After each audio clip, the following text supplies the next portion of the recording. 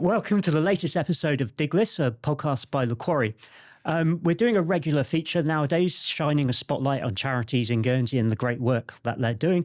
And today we've got the Bourgs Hospice joining us. Could you quickly introduce yourselves for us? My name's Letitia Vermeulen and I'm the care manager, mainly responsible for the care team on the inpatient unit. Yeah, I'm Rob Jones and I'm the CEO.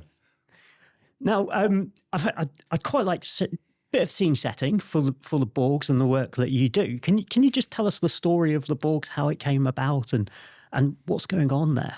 Well, I'll leave that to you, Letitia, because you've been there for 19 years. Yeah. Well, you might know, you might not know that Lisa and Greville Mitchell was the founders of the hospice. And they started, it was their vision to have a hospice in Guernsey.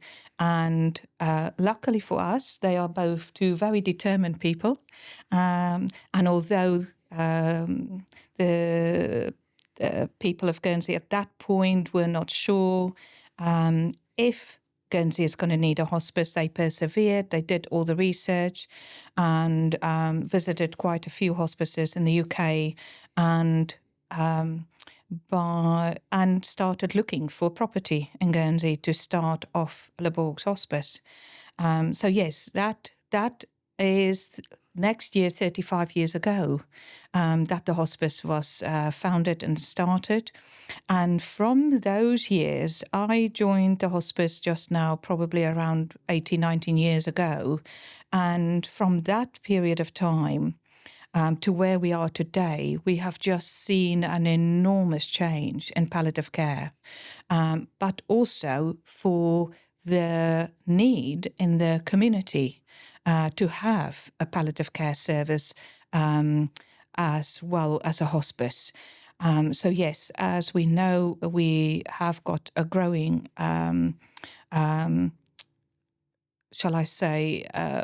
population in Guernsey that is the balance between age related towards retirement and younger people in Guernsey. There is a big difference there.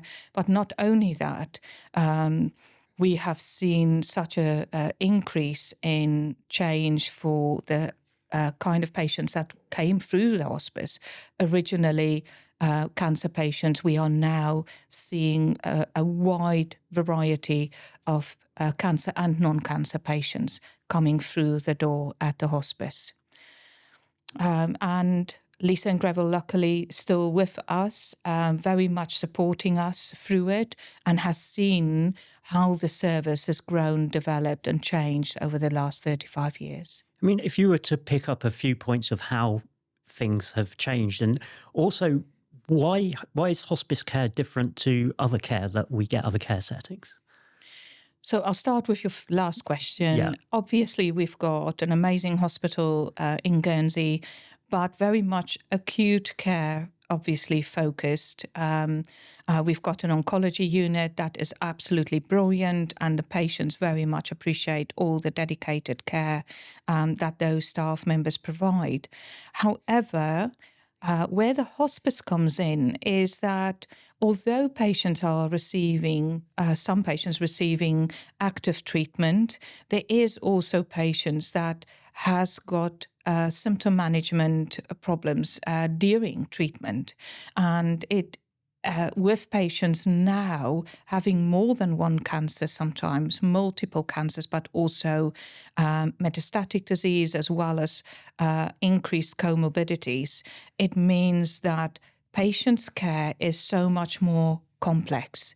So yes, with that treatments, the symptom management that we see is much more complex. And for those patients that for some or other reason do have a later diagnosis or choose not to have treatment, for those patients, obviously they will have symptom management as well.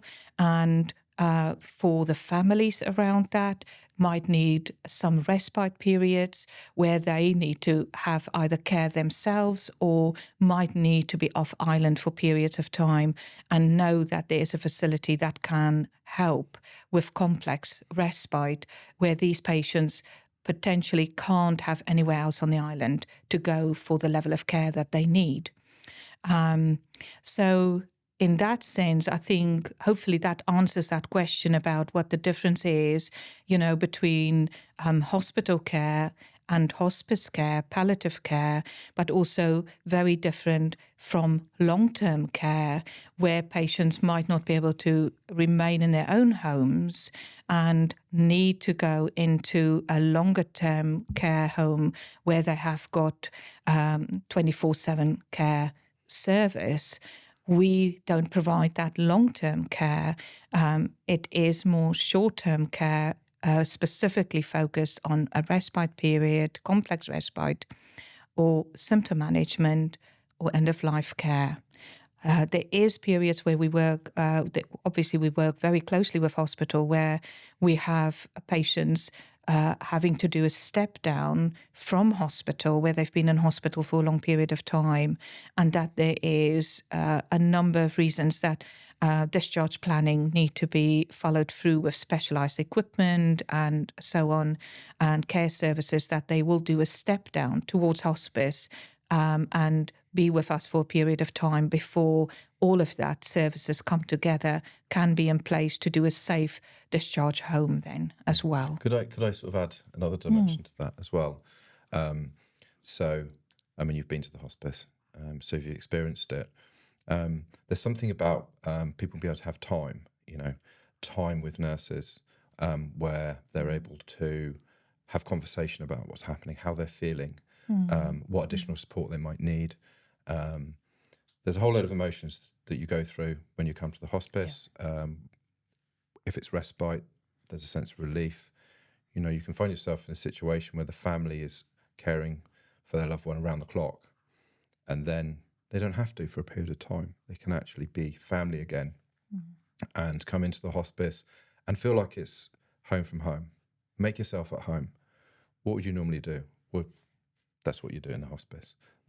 So it's creating those breaks, some space, and time for some quality time where it's hard to snatch.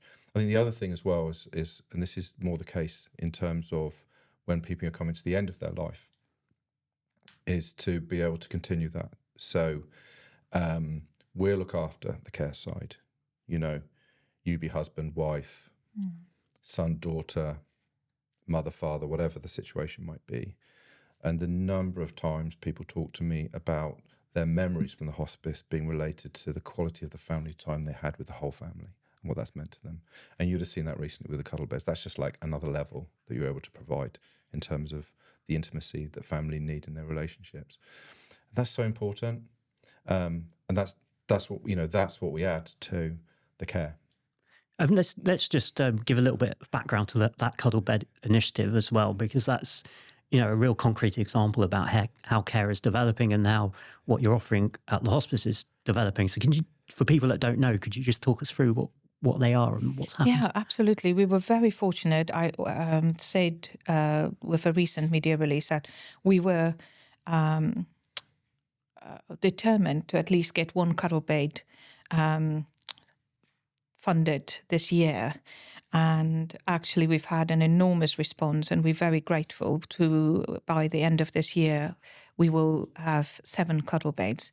The cuddle bed really came in where we have seen relatives wanting to have that skin-to-skin contact with their loved ones there, where there's pets coming through the door, and pets has always been welcome in the hospice. However, to be able to have that space on the bed where a patient might have discomfort or extra swelling, extra fluid, have enough space on that bed to have their pet on the bed, have their grandchildren or children on the bed with them and still be comfortable, and there's enough space. Very safe beds they are, very heavy beds because of the fact that we can literally, by the push of a button, open that bed up into a small double bed, which allows all of those things to happen. And with that allows relatives and loved ones to be able to be together. If that is during admission at different times, intervals, if it is even after a patient has passed away. We have seen everyone is different and how they process that and how much time they need. And we have had one relative that needed several hours after the loved one passed away.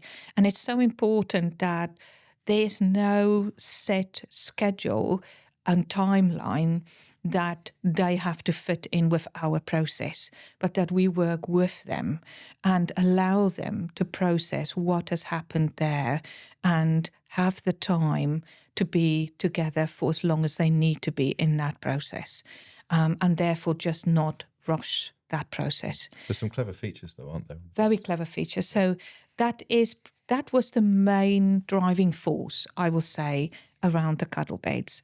What did come as extra bonuses, and when it comes to nurses, we literally dancing on the tables for this, because it does allow us to have the other functions as well. We can weigh the patients. And of course, with our client group, you don't want to distress a patient with knowing if there's been a further weight loss. But it helps us with where it comes to nutritional programs, feeding processes and so on, making sure that we have got an accurate weight to go on, but also with medication, doses of medication and so on.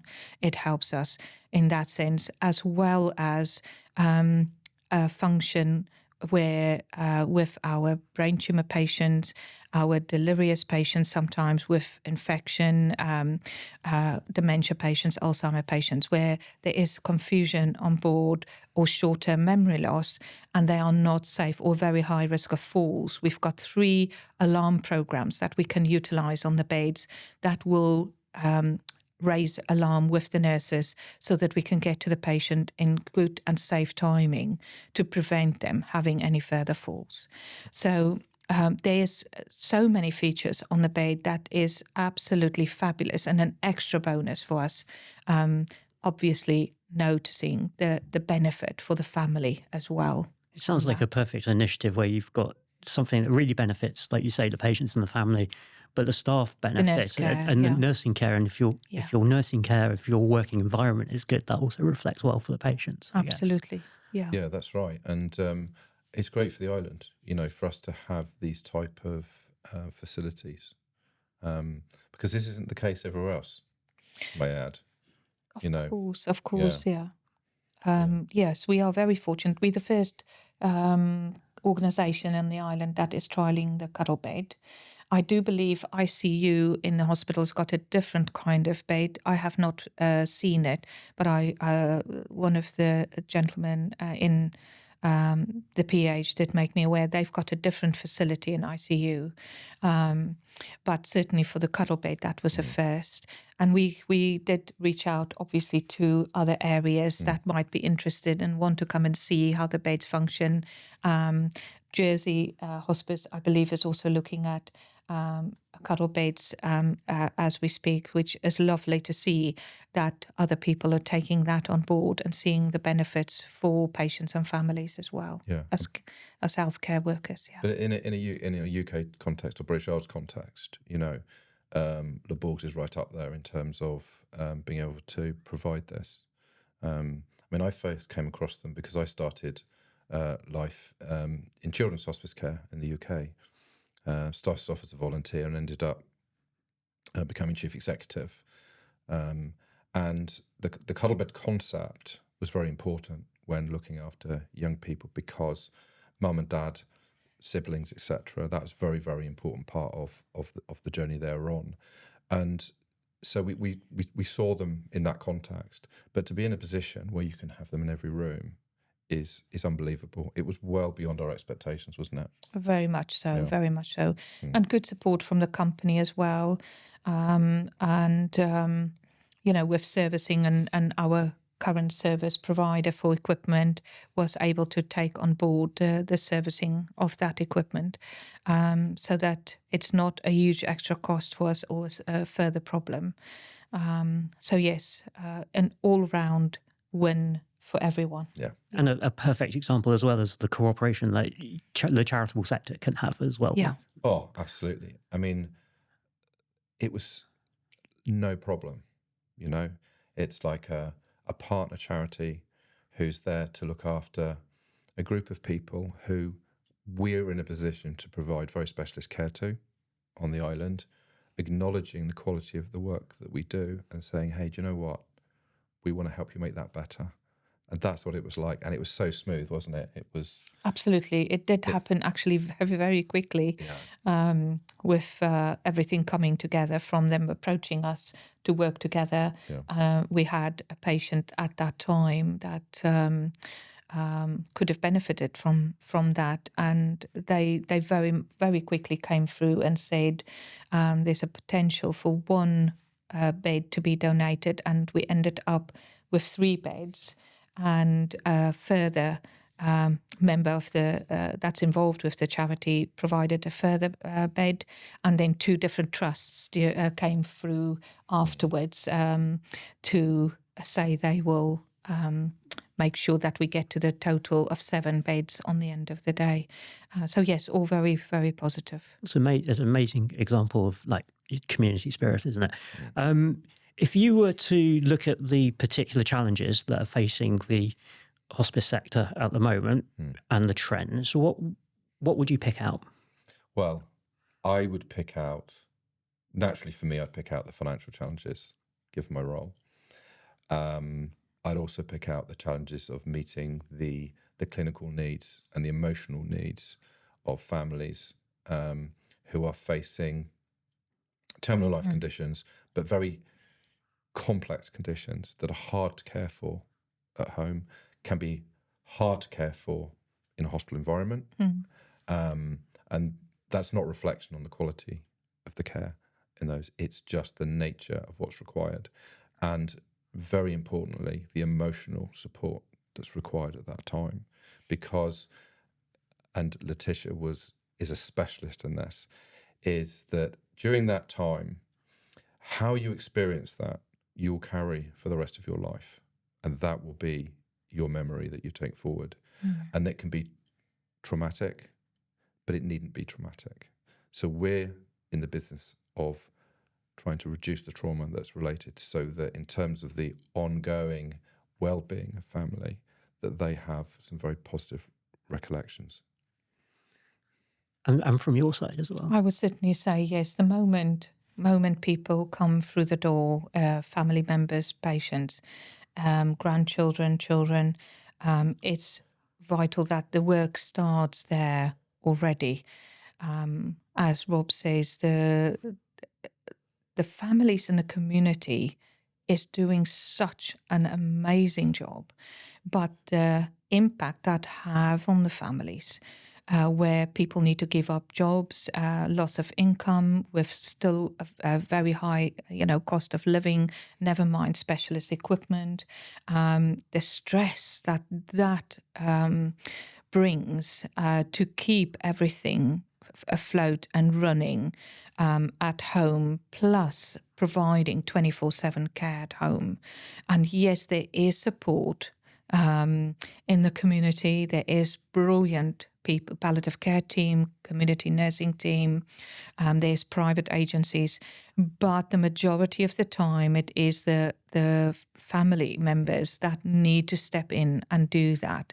And what that does, as Rob explains, they have to give up that role as wife, husband, mum, dad, a child, whatever, if it is younger children or adult children. And it isn't until they come through the door and actually we don't want to take all of that away from them, because they're very protective and how well they've done it. But we learn from them because they know it so well, and provide a safe space for them to become that family member again.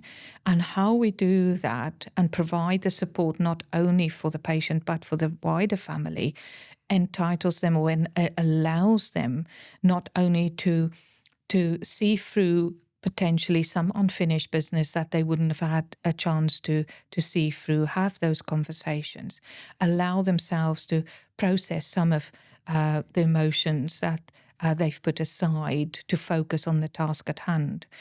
And with allowing that, plus working with a bereavement support team around the losses that they've experienced in their life, the dreams that they had and had to give up, or how that has changed, and the anticipatory grief process that they're going through as well, impacts on how their whole grieving process afterwards would be and their quality of life after.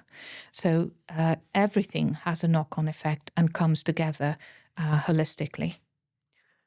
You spoke very early on about some of the demographic pressures. I guess we could call them, with an aging population, comorbidities, a range of different things that you're dealing with. Does that mean that we need to increase the capacity in the hospice?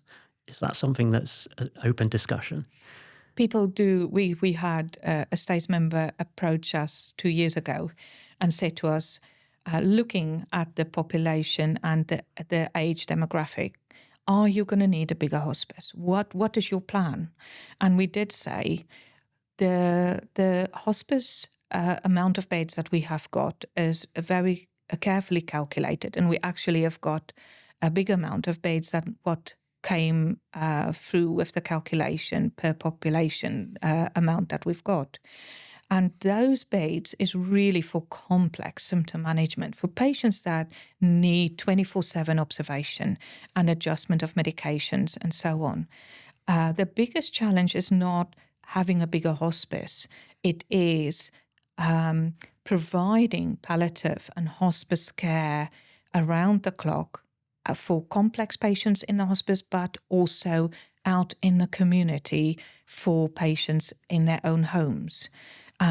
So that will be the answer, I think, to that question, is to take the hospice working alongside the palliative care team, the community teams, and take that care out into the community and patients' homes so that they do receive what they deserve, the best palliative care on the island, regardless of where they are. Yeah, so we call it hospice at home. And there's a very fundamental principle. There's a few fundamental principles we have, but one of them is about preferred place of death. And the majority of people actually prefer to be at home. And that's not happening. It's not happening in the UK. It's not happening in Guernsey. To a degree, it's happening better in Jersey with the way they're set up.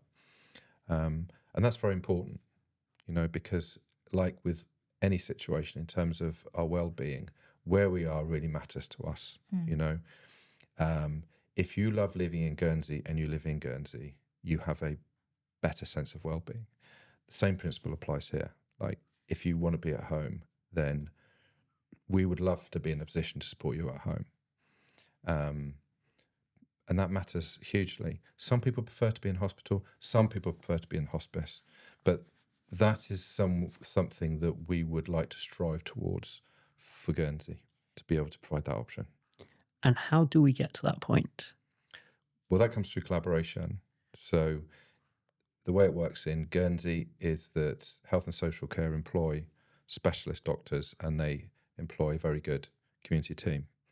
And then independently of that system, we have a charity, Les Bourgs, which has grown and developed in terms of its expertise, in terms of the building itself, in terms of the technology, as you see, that we've got. And so the next question is, how can we get that all to work really well together? First of all, in the best interests of families and the community, and secondly, in the way that works financially for the island too. Yes. I think it is about it, living well for every day that you have. And in order to do that, have the option of choices, as you say, of where that care can be best delivered. I think what we have seen in the last weeks, especially last month with some of our client groups, there is that wish to be able to go home, but there is just not the resources there to provide that safe level of care at home, not from any level, So as Rob says, the key there is working collaboratively and see how coming together with all the services, we can provide that options for patients and see that through. But of course, with that comes, I think, a much bigger problem, which is the finances around supporting those services and where that would come from. And so from the Bourgs perspective, what are your running costs and how are they met? Okay, so our baseline running cost is 3 million a year. So 73% of that is the wage bill for the care team.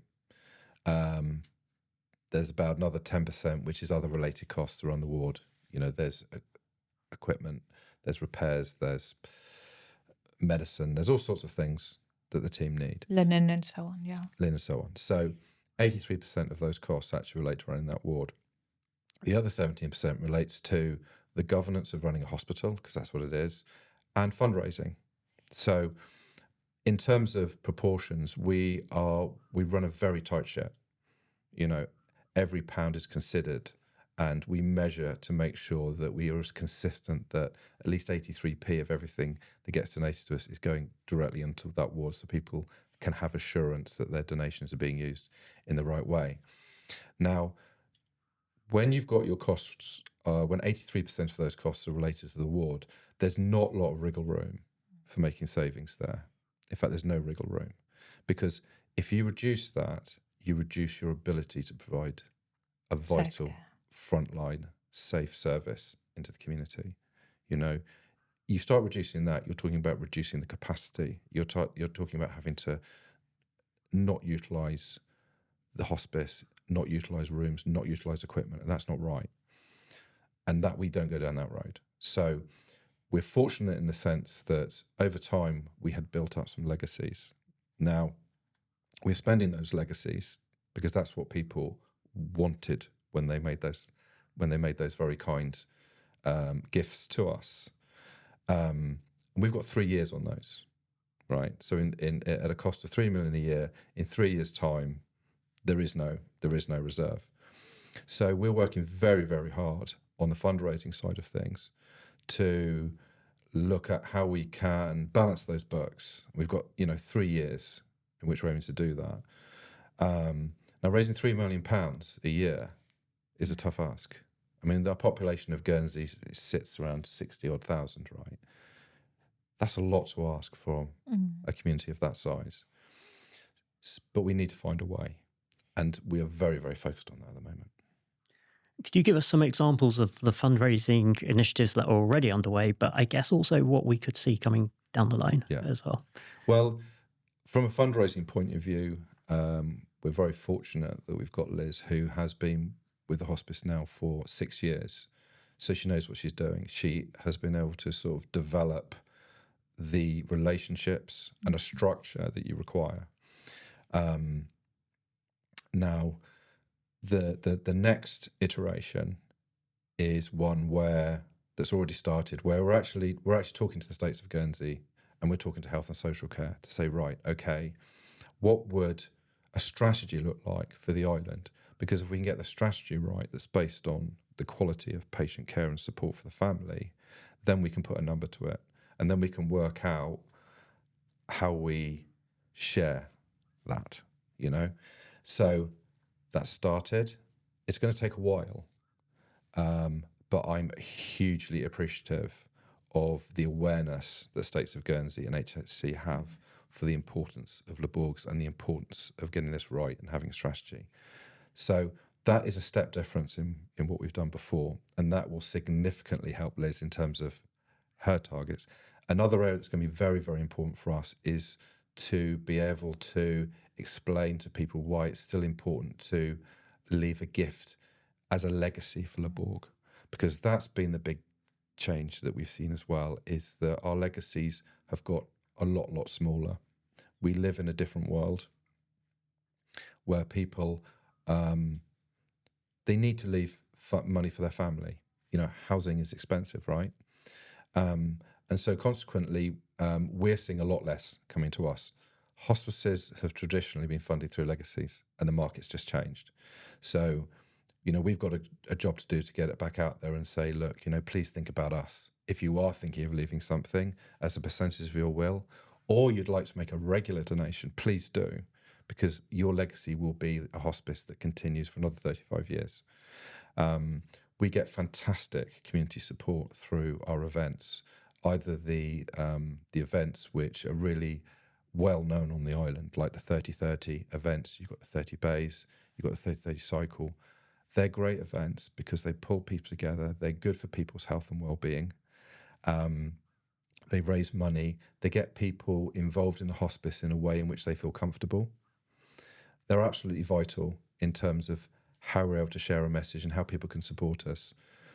And then obviously, you know, you've got the sort of there's the business sector as well, and we tend to find they give what they can, but there are a lot of charities in Guernsey. I mean, I don't know the number. It's more than 600. It's a lot, right? But they're all good causes. So there's a stretch there, right? So just trying to get that balance right between people that can leaving the money to us, involvement with the States of Guernsey, and then the ongoing events that we organise, which enable people to find a way to support us. And I guess those events as well are so important in getting the community, your operation, out front in the community's mind as well, isn't it? Absolutely. Because so many people want to help us, but people want to help in different ways. Some people want to volunteer in the hospice. Some people want to volunteer in the shop. And we've got over 72 volunteers in our shop, right?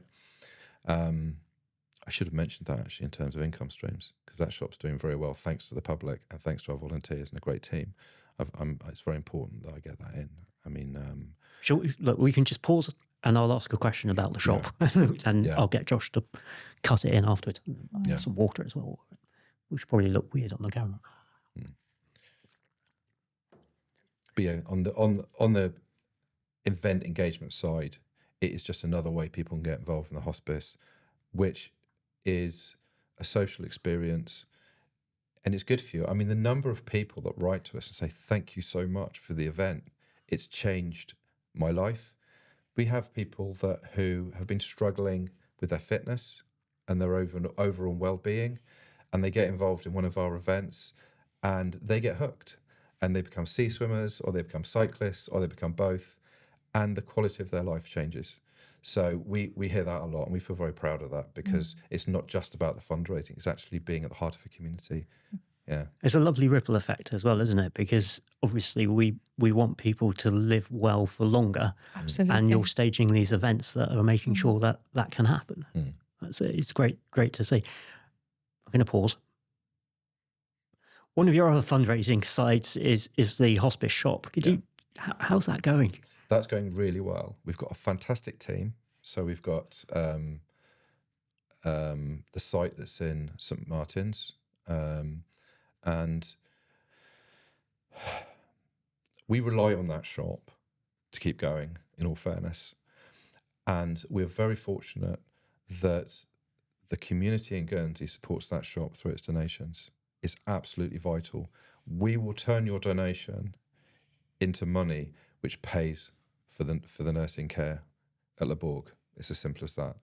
We have a fantastic number of volunteers, right? I can't state the difference it makes when you've got 72 volunteers who are contributing to a running of what is a very, very large operation there by any standard. And what it means is it keeps our running costs low because of the contribution the volunteers make to that shop.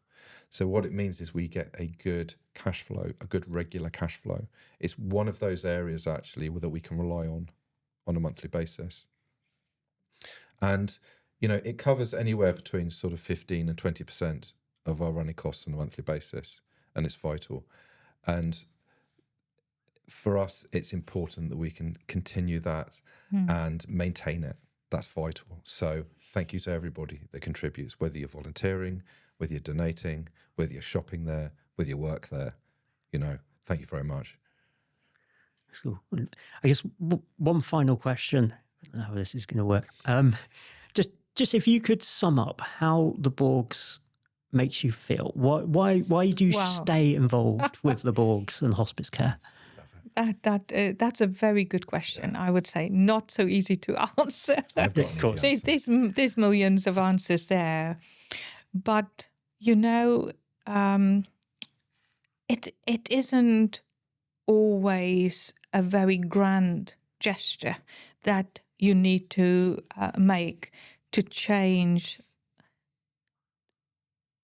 somebody's quality of life and to make such a drastic difference to people every day, in every moment of their life, whatever time span they've got left. If it is the patient, if it is the family members, you go away with a sense of satisfaction that you've made that difference on so many different levels. If it is comfort, if it is nutrition, and I feel like having ice cream for breakfast today, please.